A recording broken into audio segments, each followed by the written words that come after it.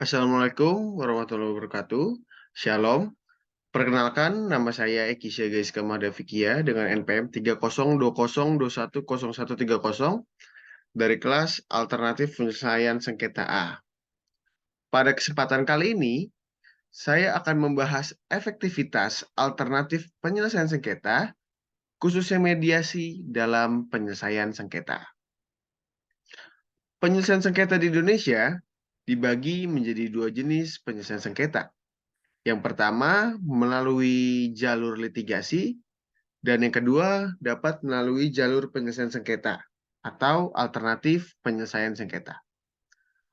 Penyelesaian sengketa melalui jalur litigasi adalah penyelesaian sengketa dengan menggunakan pengadilan negeri yang ada di setiap daerah tergantung dari tempat kejadian di mana pihak-pihak yang berperkara dan juga tergantung daripada apa yang telah diperjanjikan dalam suatu kontrak, bahwa apabila terjadi sengketa akan diselesaikan melalui pengadilan negeri yang telah ditunjuk daripada kedua belah pihak yang bersengketa tersebut. Namun, apabila para pihak mengikuti prosedur yang ada daripada penyelesaian sengketa melalui jalur litigasi, hal ini akan memakan waktu yang sangat lama. Mengapa memakan waktu yang sangat lama? Dikarenakan dalam penyelesaian sengketa melalui jalur litigasi haruslah memenuhi dan menggunakan prosedur-prosedur yang sudah ada melalui pengadilan negeri yang ada. Hal ini sangatlah dihindari tentunya oleh para pihak yang bersengketa, khususnya dalam sengketa bisnis. Dikarenakan para pihak yang bersengketa menganggap bahwa waktu yang dipakai untuk menyelesaikan sengketa seharusnya bisa untuk mendapatkan uang yang lebih banyak kembali. Kemudian, penyelesaian sengketa melalui alternatif penyelesaian sengketa dapatlah melalui mediasi, konsiliasi, negosiasi, arbitrase, dan lain sebagainya. Dalam hal penyelesaian sengketa melalui alternatif penyelesaian sengketa, dapat dibilang lebih fleksibel ketimbang melalui jalur litigasi. Dikarenakan dalam penyelesaian sengketa, alternatif penyelesaian sengketa ini, para pihak lebih berperan dan lebih diberikan dan juga lebih dipaksa untuk menyelesaikan sengketa dengan mengajukan tuntutan-tuntutan yang dimiliki oleh kedua belah pihak tersebut, yang tentunya pada saat ini sedang mengalami permasalahan atau sedang mengalami persengketaan seperti itu.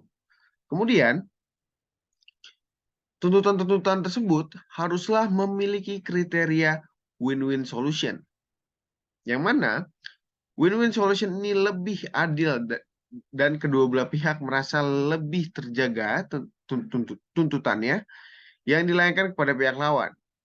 Selain itu, penggunaan alternatif penyelesaian sengketa juga lebih cepat daripada penyelesaian melalui jalur litigasi. Dalam menyelesaikan suatu permasalahan, dalam hal ini akan lebih ditekankan kepada sengketa bisnis. Tentunya para pihak yang bersengketa menginginkan penyelesaian yang cepat agar tidak memakan waktu yang cukup lama. Kemudian, menurut Perma nomor 1 tahun 2016, mediasi adalah cara penyelesaian sengketa melalui proses perundingan untuk memperoleh kesepakatan para pihak dengan dibantu oleh mediator. Mediasi adalah upaya penyelesaian sengketa dengan cara perundingan dan bantuan adanya pihak ketiga yang bersifat netral untuk menemukan suatu bentuk penyelesaian yang dapat disetujui oleh kedua belah pihak yang bersengketa. Dalam hal ini, mediator, seorang yang menengahi dalam proses mediasi, adalah hakim atau pihak ketiga atau pihak lain yang memiliki sertifikat mediator sebagai pihak netral yang membantu para pihak dalam proses perundingan guna mencari berbagai kemungkinan penyelesaian sengketa. tanpa menggunakan cara memutus dan memaksakan sebuah penyelesaian. Ya, jadi tugas dari seorang mediator dalam proses alternatif penyelesaian sengketa mediasi sangatlah vital dalam menemukan kriteria win-win solution bagi kedua belah pihak agar dapat memenuhi tuntutan para pihak yang bersengketa. Dalam pasal 4 ayat 1 Perma nomor 1 tahun 2016, proses mediasi diwajibkan bagi jenis perkara perdata yang diajukan ke pengadilan, termasuk perkara verzet atau atas putusan verstek dan partage verzet. Kemudian, kelebihan dari mediasi adalah sebagai berikut. Yang pertama, para pihak yang bersengketa dapat menjaga hubungan baik karena dalam mediasi, kedua belah pihak dituntut untuk saling berkomunikasi untuk menjaga kriteria win-win solution. Kedua, lebih murah dan lebih cepat. Hal ini lebih murah dikarenakan dalam proses mediasi tentunya menghemat waktu. Dengan cara menghemat waktu, tentunya dapat meminimalisir pengeluaran yang ada.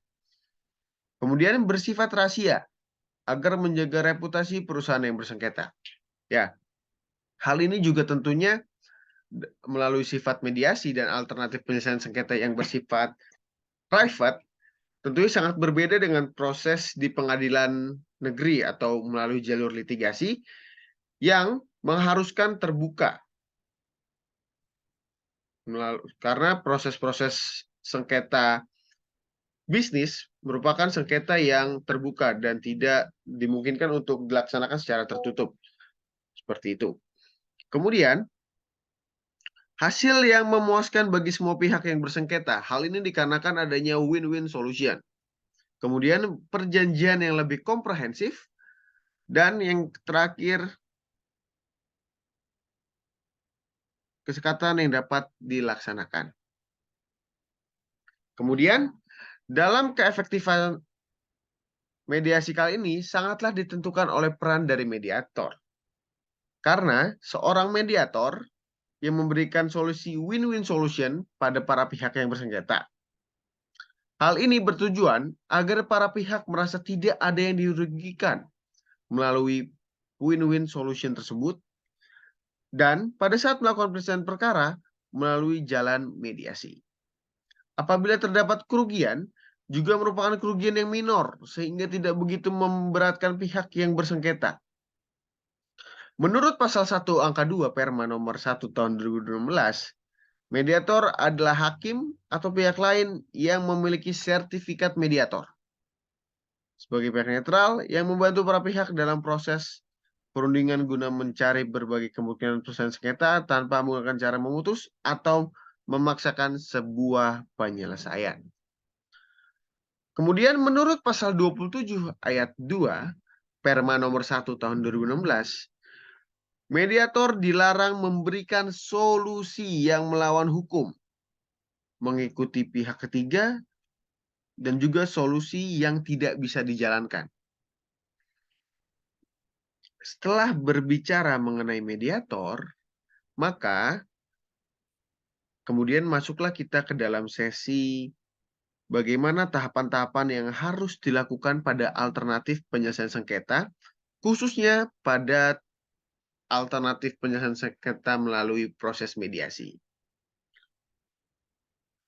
Menurut pasal 24 Perma nomor 1 tahun 2016, mediasi dapat dilakukan setelah para pihak selesai memilih mediator dan kemudian para pihak akan menyerahkan resume perkara kepada pihak lain dan juga kepada mediator.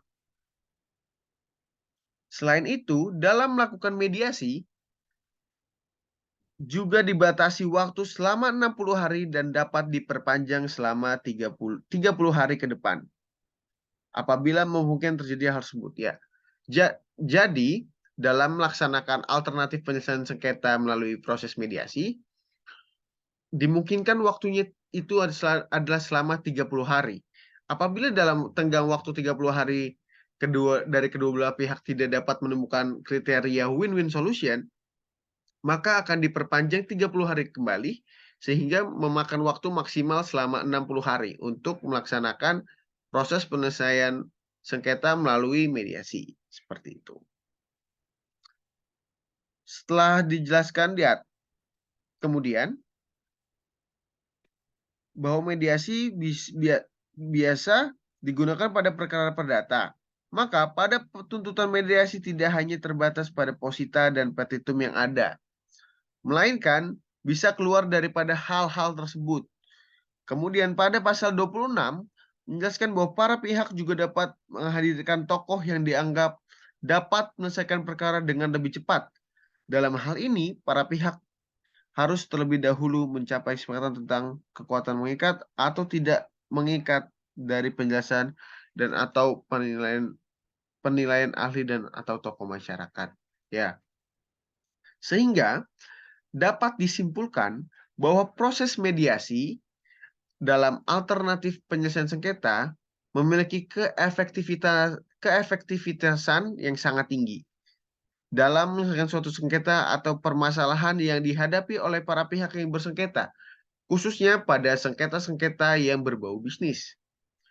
Hal ini didasari pada kepentingan para pihak yang bersengketa untuk mendapatkan solusi perdamaian yang lebih cepat daripada menggunakan metode litigasi yang memerlukan waktu yang cukup lama. Namun, tidak semua jenis perkara dapat diselesaikan dengan menggunakan proses mediasi. Kembali, hanya hanya perkara-perkara perdata saja yang dapat dimasukkan mediasi, khususnya melalui perkara-perkara perdata yang berbau bisnis. Demikian pemaparan yang bisa saya sampaikan. Kurang lebihnya saya mohon maaf. Assalamualaikum warahmatullahi wabarakatuh. Shalom.